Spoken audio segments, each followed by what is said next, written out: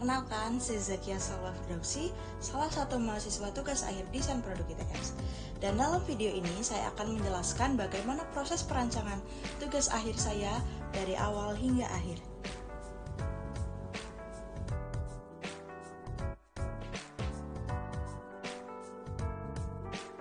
Latar belakang dari perancangan ini ialah yang pertama, industri kulit di Indonesia itu memiliki pertumbuhan signifikan sebanyak 5,90% year over year pada tahun 2024. Dengan masalah utama itu tingginya material kulit tidak terpakai akibat cacat alami seperti goresan, kerutan, dan bekas luka, serta bagian tepi yang tidak seragam. Dan untuk rata-rata ukuran whole leather di Indonesia itu sebesar 40 square feet, dengan bagian terpakai hanya 32 square feet saja, menyisakan 8 square feet bagian tepi dan cacat dari kulit yang tidak terpakai. Untuk perhitungan asumsi kebutuhan kulitnya, itu tas kecil membutuhkan kurang lebih 4 square feet lebar kulit per tas ukuran sedang 8 square feet per tas, dan untuk tas ukuran besar 12 square feet per tas.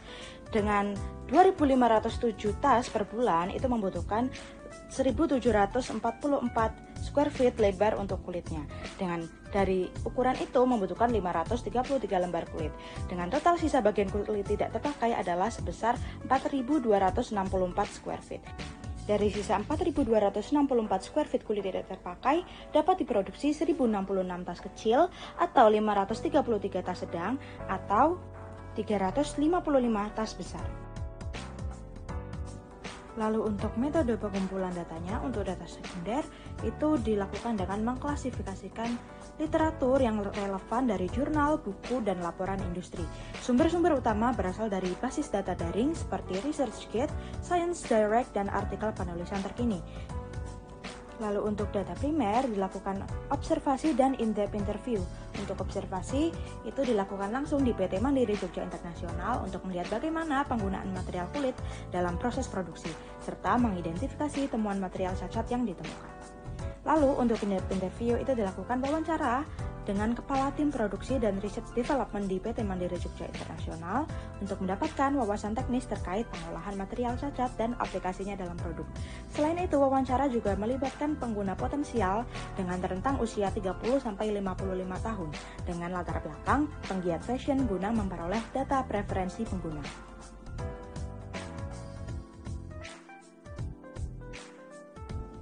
Teknik carving dan multi-layer design dipilih sebagai solusi yang paling sesuai untuk mengoptimalkan material kulit cacat karena kedua teknik ini tidak hanya menyamarkan ketidaksempurnaan, tetapi juga memberikan nilai estetika tambahan. Teknik carving itu digunakan untuk menyamarkan cacat pada permukaan kulit seperti goresan, kerutan, atau noda dengan pola menyesuaikan cacat. Sedangkan multi-layer design menyatukan potongan kulit cacat menjadi struktur lapisan yang menarik sehingga bisa mengoptimalkan penggunaan bagian tepi material kulit.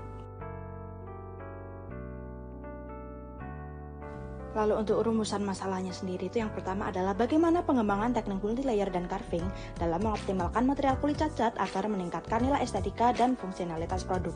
Lalu bagaimana pendekatan desain berbasis emotional design dapat menciptakan keterikatan antara pengguna dan produk tas wanita yang terbuat dari kulit cacat.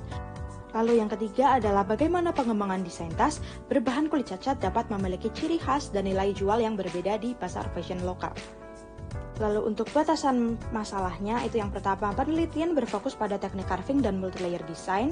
Lalu studi dilakukan pada kasus perancangan produk tas wanita. Dan yang ketiga, proyek ini dikembangkan secara mandiri oleh penulis sebagai seorang desain entrepreneur. Lalu setelah itu dilakukan studi dan analisis untuk style acuan dan preferensi warna. Dari situ didapatkan mood board dan juga image board. Dari mood board dan image board yang didapatkan, lalu dilanjutkan untuk penerapan teknik carvingnya dengan menghasilkan 6 motif eksplorasi carving yang berbeda.